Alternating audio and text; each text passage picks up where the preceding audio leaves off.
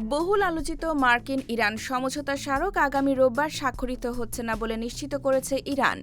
দেশটির পররাষ্ট্র মন্ত্রণালয়ের মুখপাত্র ইসমাইল বাঘাই জানিয়েছেন, চুক্তিটি ১৪ জুন স্বাক্ষরিত হবে না, তবে আগামী কয়েকদিনের মধ্যে তা সম্পন্ন হওয়ার সম্ভাবনা এখনও রয়েছে। পাকিস্তানের মধ্যস্থতায় প্রণীত ইসলামাবাদ স্মারক নামে পরিচিত এই সমঝোতা দলিলের প্রধান লক্ষ্য চলমান সংঘাতের অবসান এবং উত্তেজনা কমানো।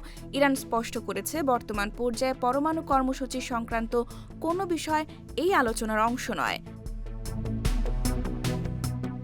বাঘাই আরও বলেন, চুক্তির সময়সূচি নিয়ে এখনই চূড়ান্ত কিছু বলা সম্ভব নয়। তিনি যুক্তরাষ্ট্রের রাজনৈতিক অস্থিরতা ও সিদ্ধান্তহীনতার প্রসঙ্গ তুলে ধরে বলেন, প্রতিপক্ষের অবস্থানের কারণে পুরো প্রক্রিয়া সম্পর্কে মন্তব্য করতে অত্যন্ত সতর্ক থাকতে হচ্ছে।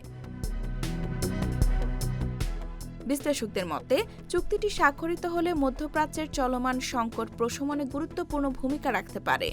তবে উভয় পক্ষের রাজনৈতিক বাস্তবতা এবং কূটনৈতিক সমীকরণ এখনও চূড়ান্ত সমঝোতার পথে বড় চ্যালেঞ্জ হয়ে রয়েছে।